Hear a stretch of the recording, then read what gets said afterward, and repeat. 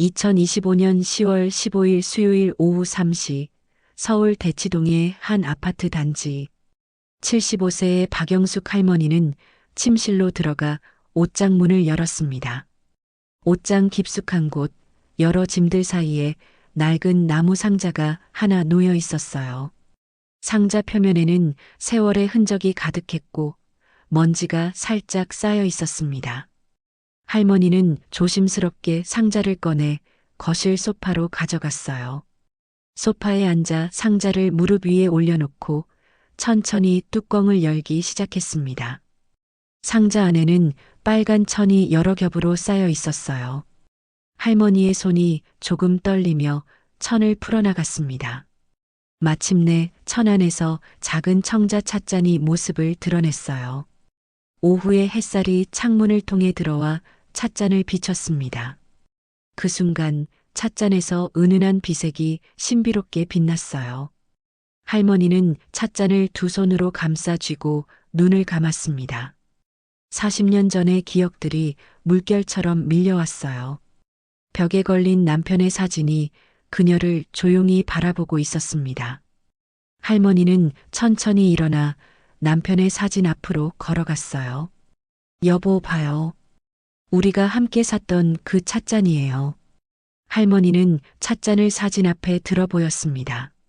창밖으로 대치동 아파트 단지의 일상적인 풍경이 펼쳐졌어요. 아이들이 놀이터에서 뛰어놀고 주민들이 산책하는 평화로운 오후였습니다. 할머니는 찻잔을 거실 탁자에 조심스럽게 놓고 책장에서 오래된 앨범을 꺼냈어요. 앨범을 펼치자 젊은 시절 남편과 함께 찍은 흑백 사진들이 나타났습니다. 시골 장터를 다니던 모습, 작은 골동품 가게를 운영하던 모습들이 가득했어요. 할머니의 손가락이 한 장의 사진 위에서 멈췄습니다. 사진 속에서 젊은 부부가 무언가를 들고 환하게 웃고 있었어요. 바로 이 청자 찻잔을 처음 샀던 날의 사진이었습니다. 할머니는 잠시 추억에 잠겼다가 휴대폰을 집어들었어요. 딸 민지의 번호를 눌렀습니다. 여보세요, 민지야? 엄마야. 잘 지내고 있지? 통화가 연결되자 할머니의 얼굴에 미소가 번졌어요. 응, 엄마한테 줄 특별한 선물이 있어서 말이야. 이번 주말에 한번 올 수 있겠니? 통화를 마친 후 할머니는 다시 찻잔을 바라봤습니다. 거실벽의 시계가 오후 3시 30분을 가리키고 있었어요. 할머니는 찻잔을 다시 빨간 천으로 조심스럽게 감싸기 시작했습니다. 이제 이 아이를 우리 딸에게 물려줄 때가 됐구나. 할머니의 눈가에 잔잔한 눈물이 맺혔어요. 기쁨과 그리움이 섞인 눈물이었습니다. 일주일 뒤인 10월 22일 토요일 오후 4시 민지의 신혼집 거실. 민지의 새 아파트는 이사 온 지 석 달 정도 된 듯 가구들이 깔끔하게 배치되어 있었습니다. 거실 한쪽에는 아직 정리하지 못한 박스들이 몇 개 쌓여 있었어요. 초인종이 울리자 민지가 현관으로 달려갔습니다. 엄마. 박영숙이 작은 보자기에 싼 꾸러미를 들고 서 있었어요. 민지는 어머니를 반갑게 맞이하며 거실로 안내했습니다. 사위는 어디 있니? 서재에서 일하고 있어요. 금방 나올 거예요. 강태연이 서재 문을 열고 나왔습니다. 어머님, 어서 오세요. 그는 정중하게 인사를 했지만 어딘지 모르게 형식적인 느낌이었어요. 세 사람이 소파에 둘러앉았습니다. 박영숙은 보자기를 천천히 풀어 나무 상자를 꺼냈어요. 민지가 호기심 어린 눈으로 상자를 바라봤습니다. 엄마, 이게 뭐예요? 잠깐만 기다려봐. 상자를 열자 빨간 천에 쌓인 찻잔이 나타났습니다. 민지가 눈을 크게 뜨며 찻잔을 조심스럽게 받아들었어요. 와, 엄마. 이 찻잔 정말 예뻐요. 박영숙은 찻잔의 유래에 대해 설명하기 시작했습니다. 이건 너희 아버지와 내가 40년 전에 시골 장터에서 산 거란다. 40년 전이요? 응, 우리가 처음 장사를 시작했을 때였지. 그때 어느 노인분이 이 찻잔을 팔고 있더구나. 할머니의 목소리에 추억이 담겨 있었어요. 너희 아버지가 이 찻잔을 보더니 뭔가 특별하다고 하셨어. 그래서 10,000원을 주고 샀단다. 민지는 찻잔을 햇빛에 비춰봤습니다. 은은한 비색이 아름답게 빛났어요. 정말 예뻐요, 엄마. 감사해요. 민지의 눈시울이 붉어졌습니다. 강태현도 찻잔을 잠깐 들어봤어요. 하지만 그의 표정에는 별다른 감흥이 없었습니다. 감사합니다, 어머님. 그의 목소리는 예의 바른 듯 했지만 진심이 느껴지지 않았어요. 박영숙은 강태현의 반응을 주의 깊게 관찰했습니다. 이건 우리 집안의 행운을 담고 있는 거란다. 너희도 잘 간직하렴. 네, 엄마. 정말 소중하게 간직할게요. 민지는 찻잔을 거실 장식장에 정성스럽게 놓았습니다. 강태현이 잠깐 찻잔을 보더니 다시 소파에 앉았어요. 집들이 때 손님들한테 자랑해야겠네요. 박영숙의 표정이 순간 굳어졌습니다. 함부로 다루면 안 된단다. 이건 그냥 물건이 아니야. 아, 네. 알겠습니다. 강태현은 대수롭지 않게 대답했어요.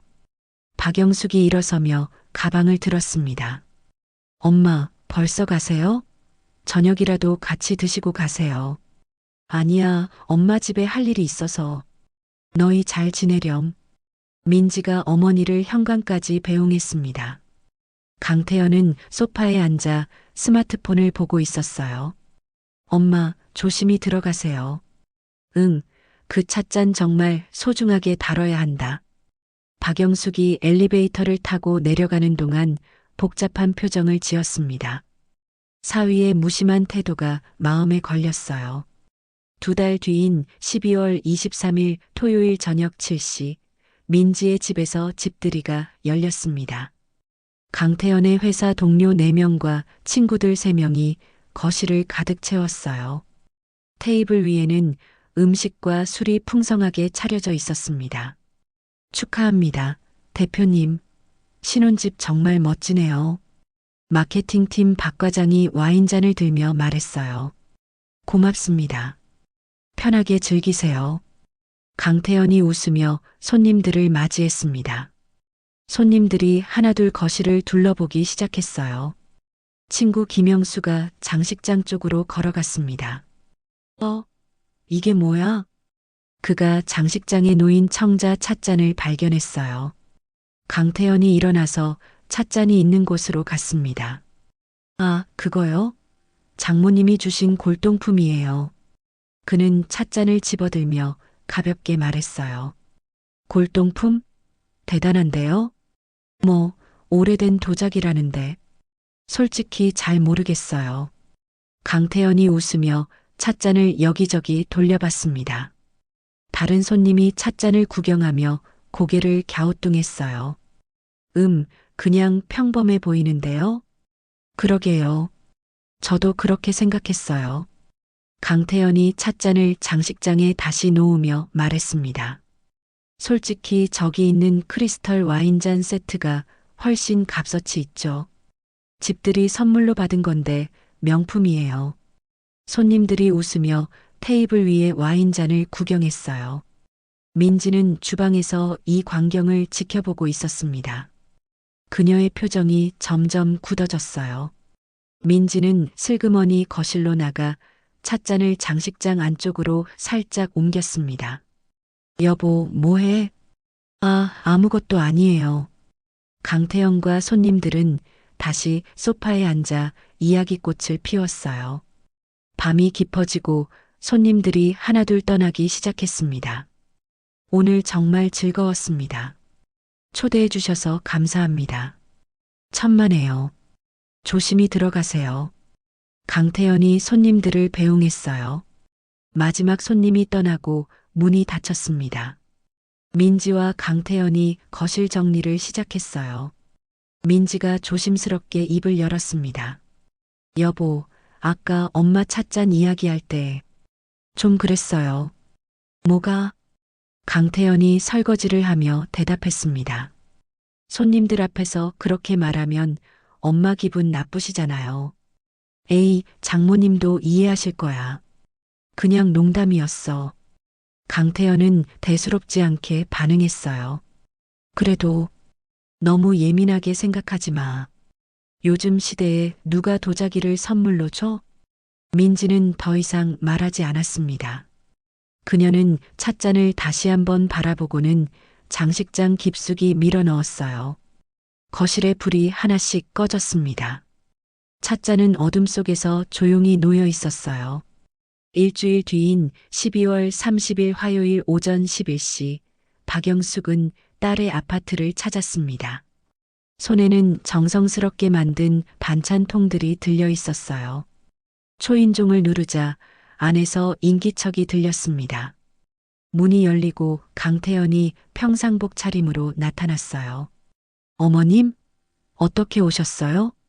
민지 아빠 제사 음식 좀 만들었는데 너희도 먹으라고. 아, 감사합니다. 들어오세요. 강태연은 재택 근무 중이라며 거실로 안내했습니다. 민지는 학교 갔어요. 오늘 학년말 정리로 바쁘대요. 그렇구나. 반찬만 냉장고에 넣어두고 갈게. 박영숙이 주방으로 향했어요. 냉장고 문을 열고 반찬을 정리하는 동안 강태연은 서재로 들어갔습니다. 어머님, 화상회의가 곧 시작해서요. 불편하시면 언제든 말씀하세요. 아니야, 신경 쓰지 마. 엄마가 알아서 할게. 박영숙은 반찬을 다 넣고 냉장고 문을 닫았어요. 주방에서 나온 그녀는 거실을 자연스럽게 둘러봤습니다. 장식장 쪽으로 시선이 향했어요. 박영숙이 천천히 장식장 앞으로 걸어갔습니다. 찻잔이 선반 구석에 밀려 있었어요. 그 위에는 먼지가 하얗게 쌓여 있었습니다. 찻잔 옆에는 리모컨, 볼펜, 영수증 같은 잡동사니들이 무질서하게 놓여 있었어요. 박영숙의 표정이 서서히 굳어졌습니다. 그녀는 장식장 앞에서 한참을 서 있었어요. 가슴이 답답해지고 눈시울이 뜨거워졌습니다. 서재에서 강태연의 목소리가 들렸어요. 네, 다음 주 월요일까지 보고서 제출하겠습니다. 화상회의를 하는 소리였습니다. 박영숙은 깊게 숨을 들이마셨어요. 잠시 후 강태연이 회의를 마치고 거실로 나왔습니다. 어머님, 아직 계셨어요? 박영숙이 천천히 돌아서서 그를 바라봤습니다. 그녀의 눈빛은 조용했지만 단호함이 담겨 있었어요. 사위, 이 찻잔 내가 다시 가져가겠다. 강태연의 표정이 순간 당황스러워졌습니다. 예, 어머님 괜찮으세요? 민지가 정말 좋아하는데요. 아니다. 이건 소중히 여길 사람이 간직해야 해. 박영숙은 장식장에서 찻잔을 조심스럽게 꺼냈어요. 먼지가 묻은 찻잔을 보며 그녀의 가슴이 아팠습니다. 손수건을 꺼내 찻잔에 묻은 먼지를 닦기 시작했어요. 어머님, 정말 괜찮습니다. 제가 민지한테 잘 정리하라고 할게요. 됐다. 박영숙의 목소리는 차갑고 단호했습니다.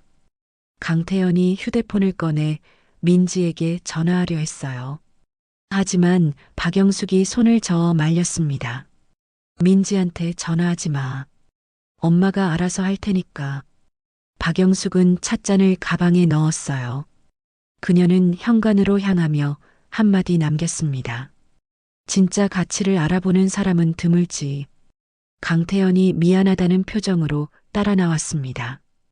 어머님, 정말 죄송합니다. 제가 잘못했습니다. 하지만 박영숙은 대답하지 않았어요. 엘리베이터가 도착하고 문이 열렸습니다. 박영숙이 엘리베이터에 올라타며 마지막으로 강태연을 바라봤어요. 사람의 마음을 소중히 여기지 않으면 모든 것을 잃게 된단다. 엘리베이터 문이 닫혔습니다. 강태연이 멍하니 닫힌 문을 바라보며 서 있었어요. 그의 머릿속이 복잡해졌습니다. 사흘 뒤인 1월 2일 금요일 오후 2시 박영숙의 아파트 거실. 현관 초인종이 울렸습니다. 박영숙이 문을 열자 70세의 이 교수가 서류 가방을 들고 서 있었어요. 영수가 새해 복 많이 받아. 교수님도 새해 복 많이 받으세요. 어서 들어오세요. 두 사람은 50년 지기 친구였습니다. 이 교수는 국립중앙박물관에서 40년간 학예연구관으로 근무한 고려청자 전문가였어요. 차 준비할게요. 잠깐만 기다리세요. 박영숙이 주방으로 가는 동안 이 교수가 소파에 앉았습니다. 그의 시선이 거실 테이블 위에 놓인 청자 찻잔에 고정됐어요. 이 교수가 천천히 찻잔에 다가갔습니다. 그의 눈빛이 순간 변했어요. 영수가, 이게 뭐야? 박영숙이 차를 들고 나오며 웃었습니다. 아, 그거요? 교수님께 한번 보여드리려고 꺼내놨어요. 이 교수가 주머니에서 돋보기를 꺼냈어요. 그는 찻잔을 들어 창가로 가서 햇빛에 비쳤습니다. 찻잔의 비색이 햇빛을 받아 신비롭게 빛났어요. 이 교수의 손이 미세하게 떨렸습니다. 영수가, 이걸 어디서 구했어? 40년 전에 시골 장터에서 10,000원 주고 샀어요. 왜요? 이 교수가 찻잔을 더욱 자세히 들여다봤습니다. 그는 손전등을 꺼내 찻잔 안쪽을 비췄어요. 이게 정말... 이 교수의 목소리가 떨렸습니다. 그는 찻잔의 굽과 표면을 세밀하게 관찰했어요. 영수가, 이건 고려청자야. 그것도 비색이... 고려청자요? 설마요, 교수님. 박영숙이 놀라며 물었습니다. 이 교수가 휴대폰을 꺼내 찻잔의 여러 부분을 사진 찍기 시작했어요. 이 비색의 완성도를 봐. 이건 12세기 고려시대 작품일 가능성이 높아. 그럼 이게 진짜 귀한 거예요? 귀한 정도가 아니야. 내가 40년간 박물관에서 일했지만 이런 완벽한 상태의 비색 청자는 처음 봐. 이 교수가 노트를 꺼내 무언가를 적으며 중얼거렸어요. 굽의 형태, 유약의 질감, 비색의 순도. 모든 게 완벽해. 박영숙이 긴장한 표정으로 이 교수를 지켜봤습니다. 그럼 어떻게 해야 해요? 정밀 감정이 필요해. 국립중앙박물관 보존과학실에서 성분 분석을 해봐야 해. 이 교수가 전화기를 꺼내 누군가에게 전화를 걸었어요. 여보세요? 김 PD님? 저 이 교수입니다. 혹시 다음 주에 시간 되세요? 박영숙은 이 교수의 흥분한 모습을 보며 놀라움을 감추지 못했습니다. 네, 아주 중요한 발견입니다. TV 프로그램에서 다뤄볼 만한 가치가 있어요. 통화를 마친 이 교수가 박영숙을 바라봤어요. 영수가 각오해야 해. 만약 내 예상이 맞다면 이건 엄청난 발견이야. 엄청난 발견이라니요? 이 찻잔이 정말 고려청자라면 가치를 돈으로 환산할 수 없을 정도야. 박영숙의 얼굴이 창백해졌습니다. 교수님, 저 사실은 이걸 딸한테 줬었어요. 뭐? 그런데 사위가 소중히 여기지 않아서 다시 가져왔어요. 이 교수가 놀란 표정으로 박영숙을 바라봤어요. 그 사람이 이걸 보고도 몰라봤다고? 네, 먼지 쌓인 채로 장식장 구석에 버려져 있더라고요. 이 교수가 혀를 찼습니다. 안목이 없군. 이건 정말 안타까운 일이야. 같은 날 오후 5시 강남의 한 오피스 빌딩 10층 강태현의 IT 벤처기업 사무실에서는 퇴근 준비가 한창이었습니다. 직원 5명이 각자 자리에서 컴퓨터를 정리하고 있었어요. 강태현도 책상에서 노트북을 닫으며 일어섰습니다. 마케팅팀 정민수 대리가 강태현에게 다가왔어요. 대표님, 점심 아직 안 드셨죠? 같이 먹으러 가실래요? 그러지. 다들 같이 가자. 강태현과 직원 3명이 사무실을 나섰습니다. 건물 근처 식당으로 향하는 길, 거리는 연말 분위기로 붐볐어요. 식당에 도착해 테이블에 앉았습니다. 저기요, 여기 된장찌개 4인분이요.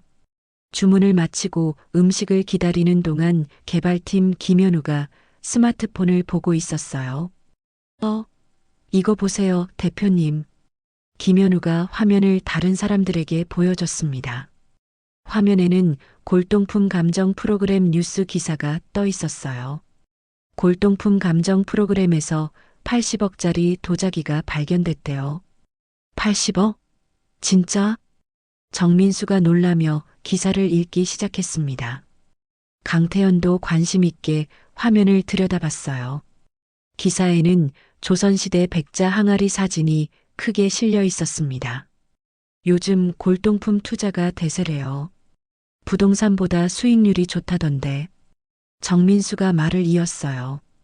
강태현의 머릿속에 갑자기 장모님의 찻잔이 떠올랐습니다.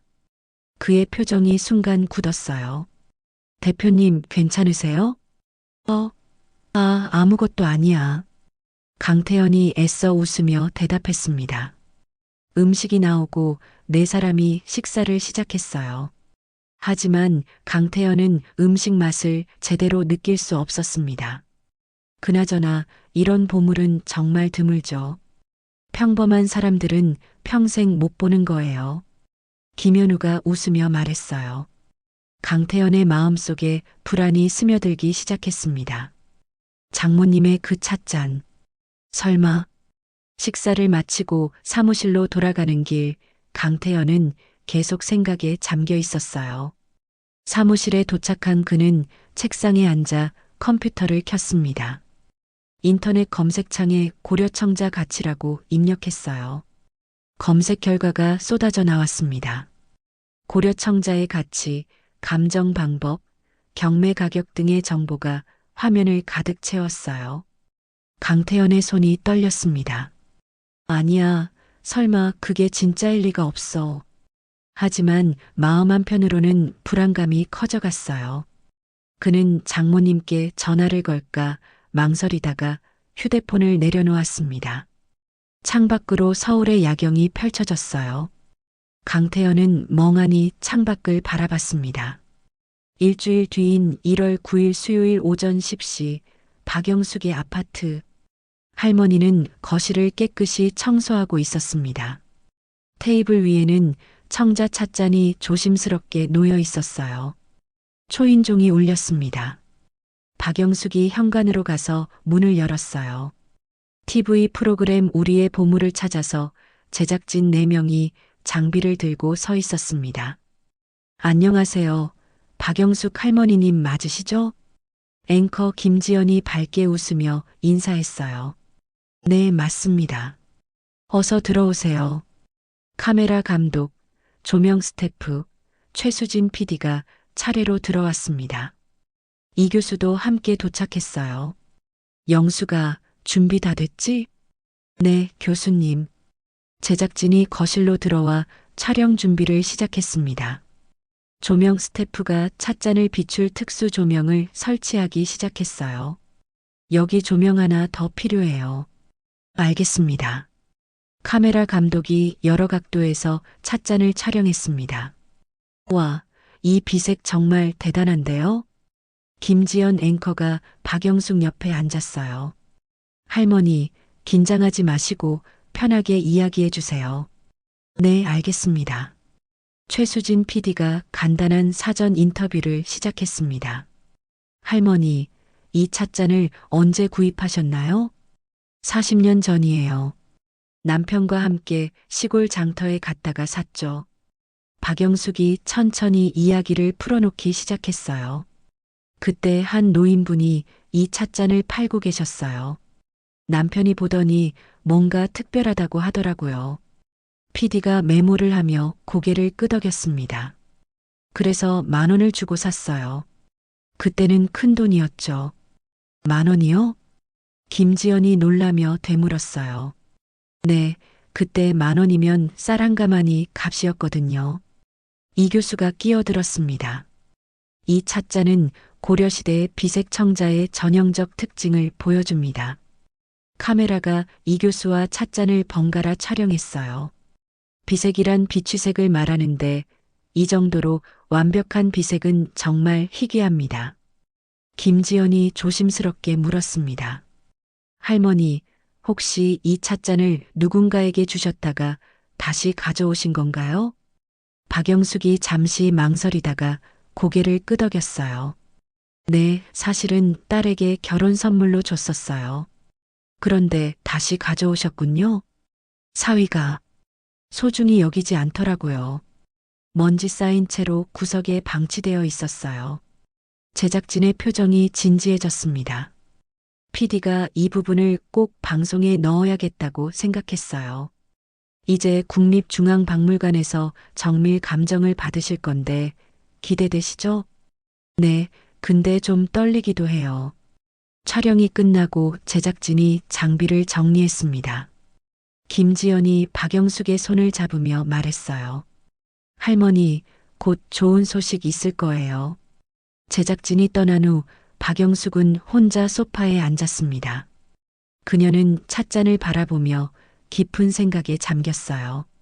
2주 뒤인 1월 23일 목요일 오후 3시 국립중앙박물관 보존과학실. 하얀색 벽과 정밀 분석 장비들이 늘어선 연구실이었습니다. 박영숙, 이 교수, 김지연 앵커가 긴장된 표정으로 의자에 앉아 있었어요. 보존과학실장 한미경 박사가 분석 결과 파일을 들고 입장했습니다. 오래 기다리셨죠? 박물관장 윤석진도 함께 들어왔어요. 테이블 위에는 특수 케이스에 담긴 찻잔이 놓여 있었습니다. 한미경 박사가 노트북을 열어 화면을 모두에게 보여줬어요. 먼저 테토 성분 분석 결과입니다. 화면에 복잡한 그래프와 수치들이 나타났습니다. 이 찻잔의 테토는 강진 지역 고려청자의 특징을 정확히 보여주고 있어요. 이 교수가 흥분을 참으며 앞으로 몸을 숙였어요. 그럼 진품이라는 거죠? 네, 의심의 여지가 없습니다. 윤석진 박물관장이 말을 이었습니다. 연대 측정 결과 12세기 중반, 정확히는 1150년에서 1170년 사이에 제작된 것으로 확인됐습니다. 박영숙의 얼굴이 창백해졌어요. 한미경 박사가 다음 슬라이드를 넘겼습니다. 가장 중요한 건 유약 성분입니다. 이 비색의 완성도를 보세요. 화면에 찻잔의 확대 사진이 나타났어요. 은은한 비취색이 화면 가득 펼쳐졌습니다. 현존하는 고려청자 중에서 이 정도 수준의 비색을 가진 찻잔은 단 하나뿐입니다. 단 하나라고요? 김지연이 놀라며 되물었어요. 네, 전 세계적으로 유일합니다. 박물관장이 잠시 침묵하더니 입을 열었습니다. 박영숙 할머니, 이 찻잔의 가치를 말씀드려야 할 것 같습니다. 네, 말씀하세요. 박영숙의 목소리가 떨렸어요. 보존 상태, 희소성, 역사적 가치를 모두 고려하면 박물관장이 심호흡을 했습니다. 최소 150억 원입니다. 순간 방안이 조용해졌어요. 박영숙의 눈이 커지고 입이 벌어졌습니다. 150억이요? 이 교수가 박영숙의 손을 잡았어요. 영숙아, 놀라지 마. 천천히 받아들여. 김지연 앵커가 카메라맨에게 신호를 보냈습니다. 이 순간을 놓칠 수 없었어요. 이미 해외 유명 박물관 3곳에서 구매 의사를 밝혔습니다. 한미경 박사가 덧붙였어요. 프랑스 김해 박물관, 영국 대영 박물관, 그리고 미국 메트로폴리탄 박물관입니다. 박영숙이 어지러워하며 의자 등받이에 기댔습니다. 할머니, 괜찮으세요? 김지연이 걱정스럽게 물었어요. 네, 잠깐만요. 박물관장이 물 한 잔을 건넸습니다.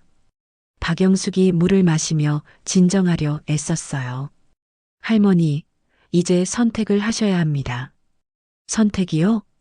판매하실 건지, 국립박물관에 기증하실 건지, 아니면 개인 소장하실 건지. 윤석진 박물관장이 차분하게 설명했습니다.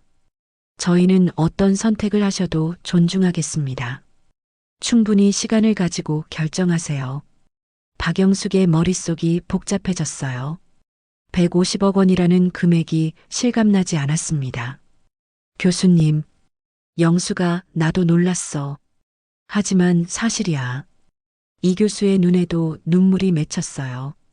40년간 박물관에서 일했지만 이런 발견은 처음이었습니다.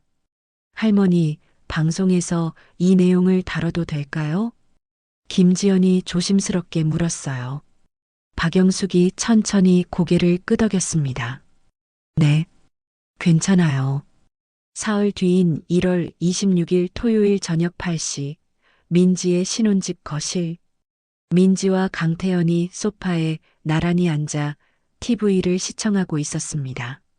저녁 식사를 마치고 편안하게 쉬는 시간이었어요. 오늘 학교에서 정말 힘들었어. 학부모 상담이 끝이 안 나더라. 민지가 하품을 하며 말했습니다. 고생했어. 주말엔 푹 쉬어. 화면에서 일일 드라마가 방영되고 있었어요. 드라마가 끝나고 광고가 시작됐습니다. 여러 광고가 지나가고 한 프로그램 예고편이 나왔어요. 우리의 보물을 찾아서라는 타이틀이 화면에 떴습니다. 놀라운 발견. 150억 원 고려청자의 비밀. 강렬한 음악과 함께 자막이 나타났어요. 그 순간 강태연의 손에서 리모컨이 떨어졌습니다. 화면에 박영숙의 얼굴이 크게 나타났어요. 저게. 민지가 벌떡 일어나며 TV를 가리켰습니다. 엄마, 저 사람 우리 엄마야. 청자 찻잔이 특수 조명을 받으며 클로즈업 됐습니다. 강태연의 얼굴이 창백해졌어요. 아니, 저게 장모님이 주신 그 찻잔. 예고편은 계속됐습니다. 40년 전 10,000원에 산 찻잔, 그 놀라운 가치는? 국립중앙박물관 장면이 나왔어요. 현존하는 유일한 고려청자 비색 찻잔. 다음 주 수요일 저녁 8시, 놓치지 마세요. 예고편이 끝나고 다시 광고가 나왔습니다. 민지가 휴대폰을 집어들어 어머니께 전화를 걸었어요. 여보세요? 엄마. 하지만 전화벨만 울리고 받지 않았습니다. 강태연도 장모님께 전화를 걸었어요. 역시 받지 않았습니다. 왜 안 받으시는 거야? 강태연이 거실을 왔다 갔다 하며 초조해했어요. 민지의 눈에서 눈물이 흘러내렸습니다. 여보, 그게 엄마가 주신 그 찻잔이 맞아? 맞아. 틀림없어. 강태연이 소파에 주저앉았습니다. 150억? 150억이라고? 그의 목소리가 떨렸어요. 민지가 휴대폰으로 인터넷을 검색하기 시작했습니다. 우리의 보물을 찾아서 공식 홈페이지가 나타났어요. 예고편 영상이 메인 화면에 올라와 있었습니다. 조회수가 빠르게 올라가고 있었어요. 댓글창에는 수백 개의 댓글이 달려 있었습니다. 대박이다. 150억이라니 믿을 수 없어. 진짜 고려청자였구나. 강태연이 거울 앞으로 걸어갔습니다. 거울 속 자신의 얼굴을 바라봤어요. 그의 표정은 후회와 절망으로 가득했습니다. 내가 뭘 한 거야? 민지가 남편의 어깨에 손을 올렸어요. 여보, 우리가 엄마한테 정말 잘못했어. 강태연이 고개를 떨구며 소파에 다시 앉았습니다. 집들이 때 내가 손님들 앞에서 그렇게 말했잖아. 민지도 눈물을 흘리며 옆에 앉았어요. 나도 제대로 관리하지 못했어.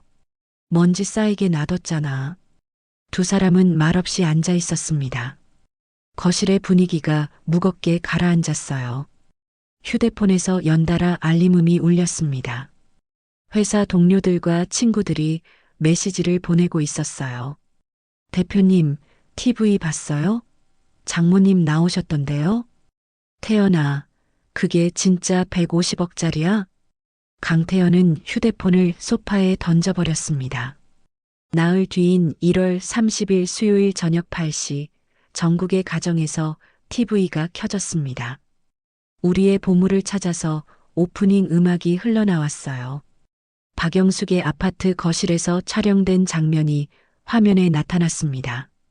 민지의 집 거실에서 부부가 긴장한 표정으로 TV를 시청하고 있었어요. 김지연 앵커가 화면에 등장했습니다. 안녕하세요, 시청자 여러분. 오늘 정말 놀라운 이야기를 전해드리겠습니다.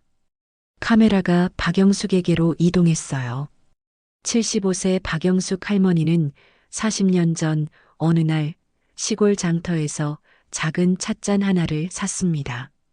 화면에 젊은 시절 부부의 재현 영상이 나왔어요.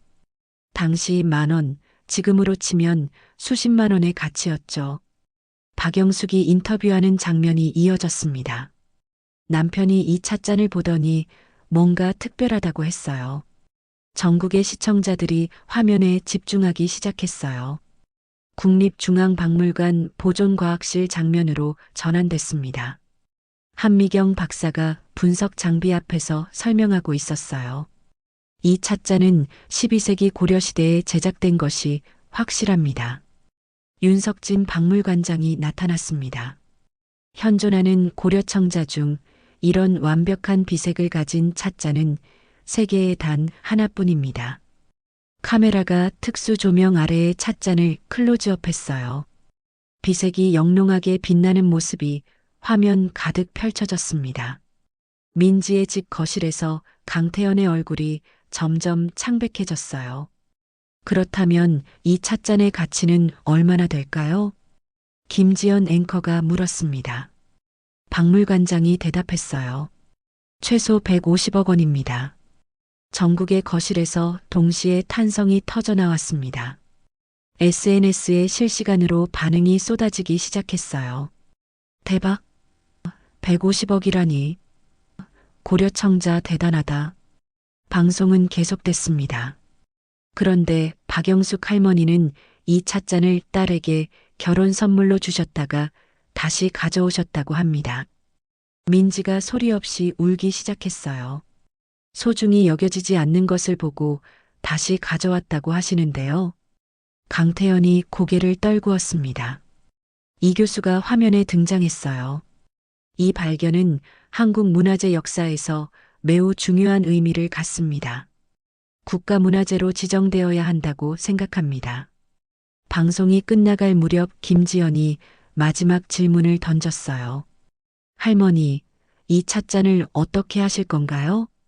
박영숙이 잠시 생각하더니 대답했습니다. 아직 결정하지 않았습니다. 좀 더 생각해 보려고요.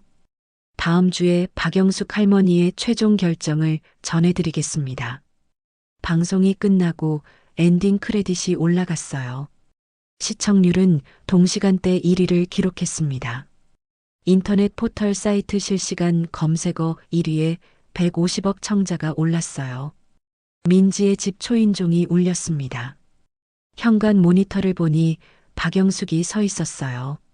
민지와 강태연이 동시에 벌떡 일어났습니다. 엄마다. 민지가 떨리는 손으로 문을 열었어요. 다음 날인 1월 31일 목요일 오전 10시 민지의 신혼집 거실. 박영숙이 소파에 단정하게 앉아 있었습니다. 그녀의 표정은 차분했지만 눈빛은 단호했어요. 민지가 어머니 옆에 바짝 붙어 앉아 손을 꼭 잡고 있었습니다. 강태연이 어머니 앞에 무릎을 꿇고 앉았어요. 그의 눈은 붉게 충혈되어 있었습니다. 밤새 잠을 이루지 못한 흔적이었어요. 어머님 정말 죄송합니다. 강태연의 목소리가 떨렸습니다. 제가 어머님의 마음을 몰라봤습니다. 용서해 주십시오. 박영숙은 차갑게 그를 바라봤어요. 사위. 네, 어머님. 지금 자네는 돈 때문에 사과하는 건가? 아니면 예의 없었던 것을 사과하는 건가? 강태연이 대답하지 못하고 고개를 더 숙였습니다. 그 질문이 그의 가슴을 찔렀어요. 민지가 울먹이며 어머니께 매달렸습니다. 엄마, 다 제 잘못이에요. 제가 제대로 관리하지 못했어요. 박영숙이 딸을 끌어안았어요. 민지야, 내 잘못이 아니야. 하지만 엄마, 사람은 누구나 실수할 수 있어. 중요한 건 그걸 깨닫는 거지. 박영숙이 강태현을 다시 바라봤습니다. 사위, 고개를 들어봐. 강태현이 천천히 고개를 들었어요. 그의 눈에는 진심 어린 후회가 담겨 있었습니다. 어머님, 저는 돈 때문이 아닙니다. 그럼 뭐 때문인가? 제가 어머님의 마음을 그 찻잔에 담긴 의미를 몰라봤습니다. 그게 후회됩니다. 박영숙이 잠시 침묵했어요. 150억이라는 가치를 알기 전에도 그렇게 생각했을까? 강태현이 솔직하게 대답했습니다. 아니요. 솔직히 처음엔 돈 때문에 후회했습니다. 민지가 놀라 남편을 바라봤어요. 하지만 어젯밤 곰곰이 생각해 봤습니다. 제가 정말 잘못한 건 가치를 몰라본 게 아니라 어머님의 마음을 무시한 거였어요. 박영숙의 표정이 조금 누그러졌습니다. 계속해봐. 어머님이 40년간 간직하셨던 추억, 그 의미를 저는 전혀 이해하지 못했습니다. 그게 제일 죄송합니다. 강태현이 다시 고개를 숙였어요. 박영숙이 깊은 한숨을 내쉬었습니다. 사위, 그 찻잔은 이제 돌려주지 않을 거야. 알고 있습니다. 이해하는가? 네, 어머님. 제가 그럴 자격이 없습니다. 민지가 어머니를 바라보며 말했어요. 엄마 뜻대로 하세요. 저희는 어떤 결정이든 존중할게요. 박영숙이 딸의 손을 꼭 잡았습니다. 민지야, 고맙구나. 박영숙이 민지의 귀에 작게 속삭였어요. 내가 진정으로 원한다면 나중에 다른 방법을 생각해보자. 민지가 눈물을 흘리며 고개를 끄덕였습니다. 박영숙이 일어서며 가방을 들었어요. 이제 갈게. 너희도 할 일 많을 거야. 엄마, 정말 가세요? 응, 엄마가 생각할 게 많아. 강태현이 일어나 깊게 절을 했습니다. 어머님, 다시 한번 정말 죄송합니다. 앞으로 달라지겠습니다. 박영숙이 현관으로 향했어요. 민지가 어머니를 배웅하며 함께 나갔습니다. 엄마, 사랑해요. 엄마도 너 사랑한다. 엘리베이터 문이 열리고 박영숙이 들어갔어요. 문이 닫히며 박영숙의 모습이 사라졌습니다. 민지와 강태현이 현관문 앞에 서서 서로를 바라봤어요. 여보, 미안해, 민지야. 내가 정말 잘못했어. 두 사람은 말없이 포옹했습니다. 일주일 뒤인 2월 7일 토요일 오전 11시 서울 근교의 조용한 묘지공원. 박영숙이 남편의 묘소 앞에 앉아 있었습니다. 하늘은 맑고 바람은 차가웠어요. 그녀는 보온병에서 따뜻한 차를 따라 묘비 앞에 놓았습니다. 여보, 왔어요. 박영숙이 도시락을 펼쳐놓기 시작했어요. 남편이 좋아하던 음식들이 정성스럽게 담겨 있었습니다. 묘비에 붙어 있는 남편의 사진이 그녀를 바라보고 있었어요. 당신도 들었죠? 우리가 산 그 찻잔이 150억짜리래요. 박영숙이 웃으며 말했습니다. 믿어져요? 40년 전에 10,000원 주고 샀던 게. 바람이 불어 나뭇잎이 흔들렸어요. 박영숙이 가방에서 찻잔 사진을 꺼내 묘비 앞에 놓았습니다. 여보, 이제 결정을 해야 할 것 같아요. 그녀의 목소리가 진지해졌어요. 판다면 150억. 아니, 어쩌면 더 받을 수도 있대요. 해외 박물관들이 200억까지 제시했대요. 박영숙이 차를 한 모금 마셨습니다. 그 돈이면 민지한테 큰 집도 사주고 손주들 교육비도 대줄 수 있겠죠. 하지만 그녀는 고개를 저었어요.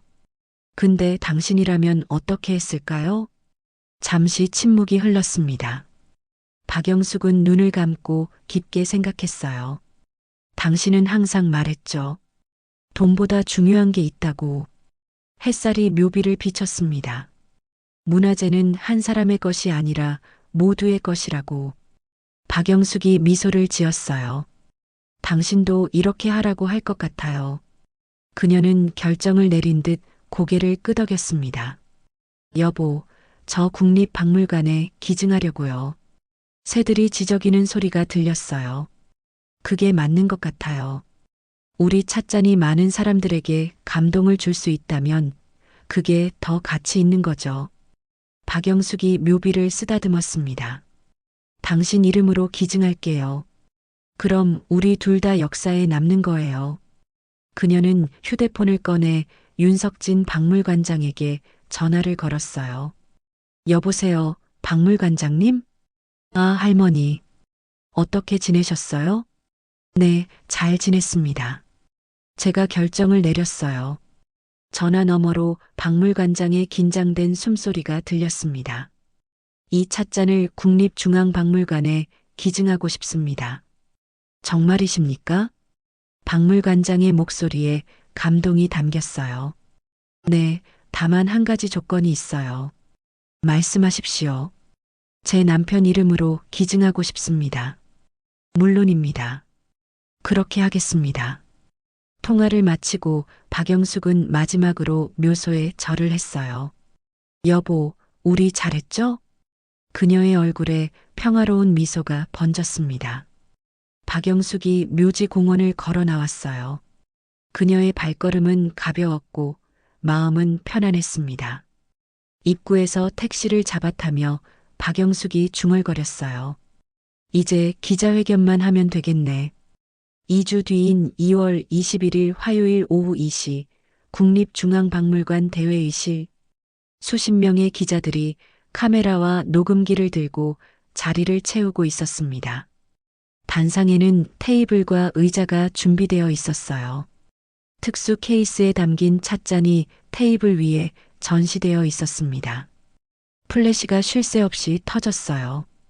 회의실 문이 열리고 박영숙이 입장했습니다. 윤석진 박물관장과 이 교수가 양옆에서 그녀를 에스코트했어요. 기자들이 일제히 사진을 찍기 시작했습니다. 세 사람이 단상의 테이블에 앉았어요. 박물관장이 마이크를 잡고 회견을 시작했습니다. 오늘 중요한 발표를 위해 이 자리를 마련했습니다. 기자들이 노트북과 수첩을 꺼냈어요. 박영숙 할머니께서 직접 말씀하시겠습니다. 박영숙이 준비해온 원고를 꺼냈습니다. 그녀의 손이 약간 떨렸어요. 여러분, 안녕하세요. 저는 박영숙입니다. 기자들이 조용히 귀를 기울였습니다. 저는 오늘 이 자리에서 중요한 결정을 발표하려고 합니다. 박영숙이 찻잔을 바라봤어요. 이 찻잔을 국립중앙박물관에 기증하기로 결정했습니다. 순간 회의실이 술렁였습니다. 기자들이 동시에 손을 들어 질문을 쏟아냈어요. 할머니, 150억 원을 포기하신 이유가 뭡니까? 한 기자가 큰 목소리로 물었습니다. 박영숙이 원고를 내려놓고 진심을 담아 대답했어요. 이건 우리 모두의 문화유산이니까요. 돈으로 환산할 수 없는 가치라고 생각합니다. 다른 기자가 질문했어요. 가족들은 어떻게 생각하십니까? 제 딸과 사위도 제 결정을 지지해줬습니다. 회의실 뒤편에서 민지가 눈물을 흘리며 박수를 쳤어요. 강태현도 그 옆에서 고개를 숙이고 있었습니다. 한 가지 조건을 말씀드리고 싶습니다. 박영숙이 말을 이었어요. 이 찻잔을 제 남편 이름으로 기증하고 싶습니다. 박물관장이 즉시 답했습니다. 물론입니다. 고 박철수님의 이름으로 전시하겠습니다. 이 교수가 마이크를 잡았어요. 이번 기증은 한국문화재 보존 역사에서 매우 의미 있는 일입니다. 박영숙 할머니의 결정은 후대에 길이 남을 것입니다. 기자들이 일제히 일어나 박수를 쳤습니다. 카메라 플래시가 끊임없이 터졌어요. 한 젊은 기자가 마지막 질문을 던졌습니다. 할머니, 후회는 없으신가요? 박영숙이 환하게 웃었습니다. 전혀 없어요. 오히려 뿌듯합니다. 이 찻잔이 많은 분들에게 감동을 줄 수 있다면 그게 바로 진짜 가치니까요. SNS에 실시간으로 소식이 퍼져나갔어요. 150억 기증? 진정한 어른, 대한민국의 자랑. 인터넷 포털 사이트 실시간 검색어에 다시 박영숙 할머니가 1위로 올랐습니다. 회견이 끝나고 박영숙이 단상에서 내려왔어요. 민지가 달려가 어머니를 안았습니다. 엄마, 정말 자랑스러워요. 강태현도 깊게 절을 했어요. 어머님, 존경합니다. 박영숙이 두 사람을 바라보며 미소 지었습니다. 너희도 언젠가는 이해하게 될 거야. 진짜 가치가 뭔지. 6개월 뒤인 8월 15일 토요일 오후 3시 국립중앙박물관 특별전시관. 광복절을 맞아 박물관은 많은 관람객들로 붐비고 있었습니다. 특별전시관 입구에는 고려청자 특별전 현수막이 걸려 있었어요.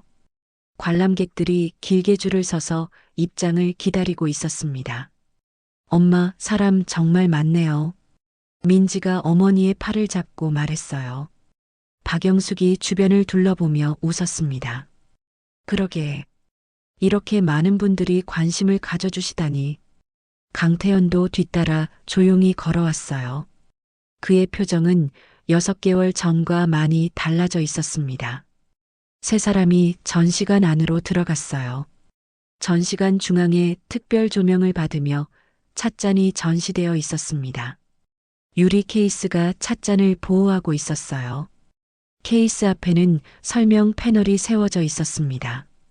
박영숙 여사와 고 박철수님의 이름으로 기증. 패널 아래에는 찻잔의 역사와 가치가 자세히 적혀 있었어요. 관람객들이 찻잔 앞에서 감탄하며 사진을 찍고 있었습니다. 정말 아름답네요. 150억 가치가 있다던데요? 기증하신 할머니 정말 대단하세요. 박영숙이 찻잔 앞에 서서 오랫동안 바라봤어요. 찻잔은 특수 조명 아래서 영롱한 비색을 뿜어내고 있었습니다. 민지가 어머니의 손을 꼭 잡았어요. 엄마가 정말 자랑스러워요. 고맙구나, 민지야. 강태현이 찻잔 앞에서 한참을 서 있었습니다. 그의 눈에 깊은 성찰이 담겨 있었어요. 6개월 전에 자신을 떠올리며 부끄러움을 느꼈습니다. 한 초등학생이 엄마 손을 잡고 찻잔 앞으로 왔어요. 엄마, 이게 왜 소중한 거예요? 아이의 엄마가 웃으며 설명했습니다. 이건 우리나라의 보물이란다. 옛날 고려시대에 만들어진 거야. 와, 신기해요.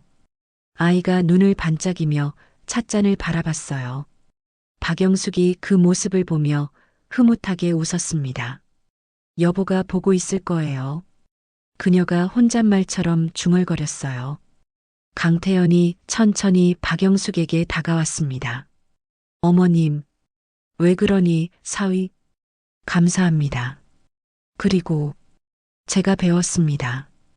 박영숙이 강태현의 손을 잡았어요. 이제야 진짜 가치를 아는 것 같구나.